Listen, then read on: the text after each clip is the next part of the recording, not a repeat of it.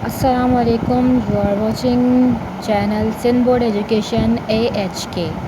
और यहाँ पर हमने ग्रेड 9 के लिए जो न्यू टेक्स्ट बुक्स थी उसके यूनिट से स्टार्ट किए हुए थे मैथमेटिक्स के। तो हम थे यूनिट नंबर 16 पर और एक्सरसाइज 16.2 हम स्टार्ट कर चुके हैं।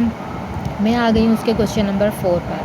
तो चलें स्टार्ट करते हैं क्वेश्चन नंबर 4। क्वेश्चन नंबर 4 के लिए मैं आ जाती हूँ ज़रा आपके पास, और यहाँ पर आपसे कह रहे हैं वेदर और not the points A, B and C form an isosceles triangle. आपने बताना है कि क्या ये आइसोसेलेस ट्राइंगल बना रहे हैं या नहीं। तो बच्चों सबसे पहले मैं आपको एक्सप्लेन करना चाहूँगी ट्राइंगल की 3 टाइप्स। ठीक है बच्चों, तो यहाँ आ गया आपके पास ट्राइंगल। ओके, ट्राइंगल की 3 टाइप्स में ये अकॉर्डिंग टू साइड्स बता रही हूँ आपको, वरना तो ट्राइंगल की बहुत सारी किस्में हैं। तो यहाँ साइड्स के हिसाब से मैं बता रही हूँ आपको। यहाँ आ जाते हैं, पहली वाली है हमारे पास इक्विलेटरल। ठीक है बेटा, इक्विलेटरल। दूसरी हमारे पास होती है आइसोसेलेस। ठीक है बेटा, और तीसरी हमारे पास होती है स्केलन। अब देखें, इक्विलेटरल के बारे में हमने क्वेश्चन नंबर 3 में पढ़ लिया था। All sides are equal. ठीक है बेटे, आइसोसेलेस में क्या आएंगे, 2 sides are equal. And scalene में ऑल साइड्स आर डिफरेंट। तो ये 3 तरह के टाइप्स मैंने बता दी आपको ट्रायंगल की, बट ये अकॉर्डिंग टू साइड मैंने बताया है। ठीक है बच्चों, तो हमने ये वाला क्वेश्चन डन कर लिया, क्वेश्चन नंबर 3। अब आ जाते हैं हम आइसोसेलेस ट्रायंगल पे। तो यहाँ मैंने आपको बताया 2 साइड्स आर इक्वल। तो ये वो ट्रायंगल है जिसके 2 साइड्स इक्वल होते हैं। तो सबसे पहले तो आपने बताना है कि ये आइसोसेलेस ट्रायंगल है या नहीं। तो हम ज़रा जल्दी से ट्रायंगल अपनी ड्रॉ करते हैं और क्या करेंगे, हम प्रूफ करके देखेंगे इसके साइड्स के लिहाज से। ये आ गई आपके पास ट्रायंगल। ट्रायंगल का यहाँ मैंने ले लिया है पॉइंट। तो ये आ गया आपके पास, ट्रायंगल हमारी फॉर्म हो गई है। ठीक है जी, ये आ गया A, B and C। A point है 2,3, B पॉइंट है 8,11 और C पॉइंट है मेरा 0,17। ठीक है बच्चों, तो साइड्स क्या हैं, AB, BC एंड C है। मुझे ये प्रूफ करके बताना है कि ये ठीक है या नहीं। तो मैं फार्मूला जो यहाँ यूज़ होने वाला है वो फार्मूला लिख देती हूँ। फार्मूला जो है मेरे पास वो क्या है जी, डिस्टेंस इज़ इक्वल टू, ये आपको मैंने पिछली एक्सरसाइज में समझाया हुआ है। उम्मीद करती हूँ ये सब चीज़ें आपको अच्छे से याद होंगी। बार बार बताना मुझे नहीं है, बट चूँकि क्वेश्चन है तो सॉल्व करवाना है। तो चलें स्टार्ट करते हैं। सबसे पहले डिस्टेंस ऑफ ए बी के लिए मैं B में से A पॉइंट को माइनस करूँगी बच्चों। तो B है 8 माइनस A है आपके पास 2, और देन आ जाएगा 11 माइनस 3। ओके, यहाँ आ गया डिस्टेंस ऑफ AB। यहाँ 8 में से 2 माइनस किया तो 6 बच जाता है, 6 का स्क्वायर। 11 में से 3 माइनस किया तो बच जाता है 8 का स्क्वायर। और डिस्टेंस ऑफ AB मेरे पास आ जाता है, 6 का स्क्वायर होगा 36, 8 का स्क्वायर होगा 64। सो डिस्टेंस ऑफ AB आ जाएगा मेरे पास 100, और 100 का परफेक्ट स्क्वायर निकलता है 10। अगर आपको नहीं आता तो ये मैंने पिछले क्वेश्चंस में समझाया हुआ है। ठीक है, ये आ गए, हमने इसका एलसीएम ले लिया है। एलसीएम लेना तो उम्मीद करती हूँ आपने छोटी क्लासेस में सीख लिया होगा। जिनके पेयर्स बनते हैं वो रूट से बाहर आ जाते हैं। तो यहाँ पर 2 और 5 का पेयर बना है, वो रूट से बाहर आ गया। दैट्स मीन कि ये हो गया आपके पास 10। ठीक है, अब आ जाते हैं हम ज़रा अपने नेक्स्ट वाले क्वेश्चन पर, नेक्स्ट वाले साइड पर। यह आ गया डिस्टेंस ऑफ BC। तो BC के लिए मुझे C में से माइनस करना होगा B को। तो C में से B को माइनस करते हैं। C है 0 और B है 8, स्क्वायर आ गया। देन 17 माइनस 11 का स्क्वायर। डिस्टेंस ऑफ BC मेरे पास आ जाएगा -8 का स्क्वायर और 17 में से 11 माइनस करूँगी तो मेरे पास बच जाएगा 6। तो यहाँ आ गया distance of B C is equal to 8 का स्क्वायर हो जाएगा 64, माइनस के ऊपर पावर इवन है तो पॉजिटिव, 6 का स्क्वायर होगा 36। डिस्टेंस ऑफ बी सी मेरे पास आ गया 100 और आपको पता है कि 100 परफेक्ट स्क्वायर निकालता है तो आ गया 10। अब आ जाते हैं थर्ड वाला साइड, डिस्टेंस ऑफ सी ए के लिए ए में से माइनस करूँगी सी को तो 2 - 0 का होल स्क्वायर प्लस 3 - 17 का होल स्क्वायर, ये आ गया डिस्टेंस ऑफ सी ए। 2 का स्क्वायर हो जाएगा 4 क्योंकि 2 में से 0 माइनस करेंगे तो 2 ही बचेगा और 17 में से 3 माइनस किया तो माइनस का बच जाएगा 14 का आ जाएगा स्क्वायर, ये आ गया डिस्टेंस ऑफ सी ए। यहाँ आ गया 4 6 14 का स्क्वायर हो जाता है 196। सो डिस्टेंस ऑफ सी ए मेरे पास आ गया है 200 है तो 200 के लिए ये परफेक्ट स्क्वायर तो नहीं होता, तो हम क्या करेंगे इसका एलसीएम लेंगे। और आपको पता है एलसीएम में 100 तो ऑलरेडी जब हमने 100 का एलसीएम लिया था तो 2 और 5 तो आ गए थे बाहर, तो 200 का है तो यहाँ पर 2 हो जाएगा एक्स्ट्रा, तो 2 आपका रह जाएगा रूट के अंदर। ठीक है बच्चों, वाज़े कर देती हूँ, यहाँ पर सॉल्व करके भी बता देती हूँ। एक पेयर 5 का बना, एक पेयर 2 का बना, तो डिस्टेंस ऑफ सी ए के लिए ये तो आ गया आपके पास 10 बाहर और 2 जो अकेला रह गया है ये आएगा रूट के अंदर। देखिए इन्होंने कहा था कि यह आइसोसेलेस ट्रायंगल है या नहीं। Yes it is an isosceles triangle because the sides A B and B C are the same, क्योंकि दो साइड्स इसके सेम होने चाहिए थे, तो हमारा distance of A B and distance of B C ये दोनों सेम आ रहे थे, दैट्स मीन कि ये आइसोसेलेस ट्रायंगल को फॉर्म कर रहे हैं। सो द ट्रायंगल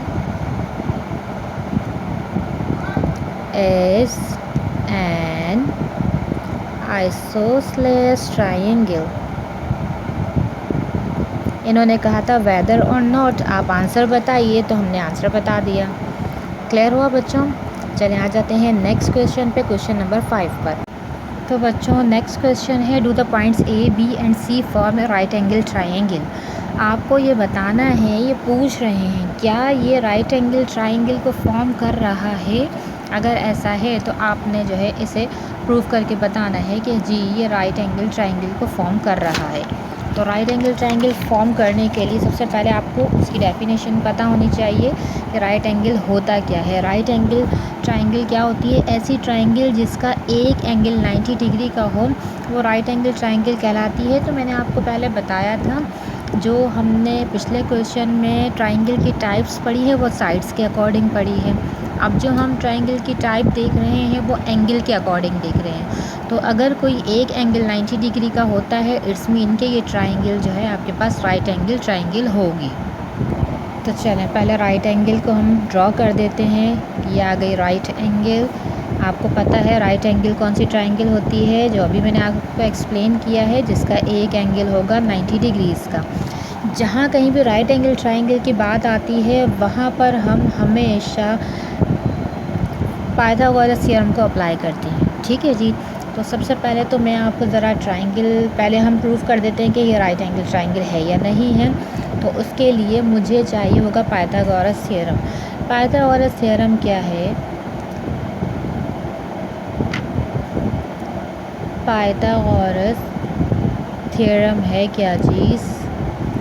ठीक है ना, ये है आपके पास hypotenuse square is equal to base square और प्लस आ जाता है परपेंडिकुलर स्क्वायर। ठीक है बच्चों, तो यहाँ पर मेरे पास हाइपोटेन्यूज क्या है? आपको पता है हाइपोटेन्यूज क्या होती है? राइट एंगल जहाँ बनता है उसके सामने वाला साइड हाइपोटेन्यूज कहलाता है, और जिस जगह पर ट्रायंगल एंगल बन रहा होता है वो बेस होती है, और स्ट्रेट लाइन को हम कहते हैं कि ये परपेंडिकुलर है। तो यहाँ पर हमारी जो हाइपोटेन्यूज बन रहा है वो तो है बी सी का स्क्वायर। यहाँ पे मैं इनके डिस्टेंस का स्क्वायर लगाऊंगी बिकॉज यहाँ हम डिस्टेंस का फार्मूला फाइंड कर रहे हैं, और बेस के लिए होगा ए बी का स्क्वायर प्लस परपेंडिकुलर के लिए होगा ए सी का स्क्वायर। तो अगेन हमें यहाँ फ़ाइंड क्या करना है, डिस्टेंसेस फ़ाइंड करने हैं। सबसे पहले मैं डिस्टेंसेस फ़ाइंड कर देती हूँ और देन मैं इसके अंदर इसकी वैल्यूज़ को पुट कर दूँगी। तो चलें शुरू कर देते हैं ज़रा अपना सॉल्व करना क्वेश्चन को। डिस्टेंस ऑफ ए बी के लिए मैं बी में से ए को माइनस करूँगी, तो बी पॉइंट है 7 माइनस और ए ऑलरेडी -1 है, तो यहाँ आ गया, और यहाँ आ गया 5 - 2 का होल स्क्वायर। तो distance of A B is equal to 7 + 1 का होल स्क्वायर और 5 - 2 इज़ 3 का होल स्क्वायर। तो यहाँ आ जाएगा distance of A B is equal to 7 + 1 is 8 का स्क्वायर और 3 का स्क्वायर आ जाएगा। चलिए नेक्स्ट लाइन में सॉल्व करना है, तो मैं यहीं पे सॉल्व कर देती हूँ। 64 हो गया और 9 आ गया। 64 में 9 प्लस कर देंगे तो क्या हो जाएगा, अच्छा मुझे इनकी स्क्वायरिंग चाहिए तो मैं अब यहाँ पर स्क्वायरिंग भी कर देती हूँ। 64 में 9 प्लस करेंगे तो आ जाएगा 73 और मैंने इसकी स्क्वायरिंग भी कर ली है। तो अब डिस्टेंस ऑफ ए बी जो मेरे पास आ जाएगा, ये मैंने इसका स्क्वायर ले लिया, स्क्वायर से रूट हो जाता है कैंसिल, ये आ गया 73। नेक्स्ट पे आ जाते हैं डिस्टेंस ऑफ बी सी के लिए मैं सी में से माइनस करूँगी बी को, तो सी है मेरे पास 2 और बी है 7 और फिर आ जाएगा -6 एंड -5। पॉइंट्स बेटा आप लोग क्वेश्चन में से देख सकते हैं। अब मैं बार बार पॉइंट्स यहाँ नहीं लिखूँगी क्योंकि अब ये आपको तरीका समझ में आ गया है। -11 का स्क्वायर। अगर अभी भी किसी स्टूडेंट को ये मेथड समझ नहीं आया हो तो वो मुझे इनबॉक्स कर सकते हैं, तो मैं उनको वाज़े कर दूँगी। सो बी सी का भी आ जाता है स्क्वायर, तो मैं इस पर भी अप्लाई कर दूँगी स्क्वायरिंग और ये 11 का स्क्वायर हो जाएगा 121। आपको पता है माइनस से पावर इवन है तो पॉजिटिव। सो बी सी का हो जाएगा स्क्वायर और 25 में आपने 121 को प्लस कर दिया तो आंसर आ जाएगा आपके पास 146। स्क्वायर से रूट हो जाएगा कैंसिल, सो बी सी का स्क्वायर आ जाएगा 146। अब आ जाएगा आपके पास ए बी हमने फाइंड कर लिया है, बी सी हो गया है, देन आ जाएगा ए सी। ए सी के लिए मैं सी में से ए को माइनस करूँगी तो ये आ गया 2 - -1 का होल स्क्वायर और प्लस में आ जाएगा -6 - 2 का होल स्क्वायर। सो ए सी आ जाएगा मेरे पास 2 + 1 का होल स्क्वायर प्लस -8 का होल स्क्वायर, क्योंकि माइनस माइनस हो जाता है प्लस। ये नेक्स्ट लाइन में करना है और मैं यही सॉल्व कर रही हूँ। 2 में 1 प्लस किया 3 का होल स्क्वायर और यहाँ आ जाएगा -8 का होल स्क्वायर। चलें अब मैं इन पे स्क्वायरिंग भी कर रही हूँ। यहाँ आ जाएगा 9 और 8 का स्क्वायर हो जाएगा 64। ये मैंने इस पर स्क्वायरिंग भी कर दी है। ये आ गया ए सी का स्क्वायर और आ जाएगा स्क्वायर से रूट कैंसिल, 9 में 64 प्लस कर देंगे तो 73। चलें ज़रा कंडीशन को देखते हैं कि कंडीशन वेरीफाई होगी कि नहीं। हाइपोटेन्यूस मीन्स बी सी का square is equal to A B के डिस्टेंस का square plus A C distance का स्क्वायर। वैल्यूज़ पुट करके देखें, 146 73 प्लस 73 146। 73 में 73 प्लस कर देंगे तो क्या हो जाता है, 146 हो जाता है। Means the triangle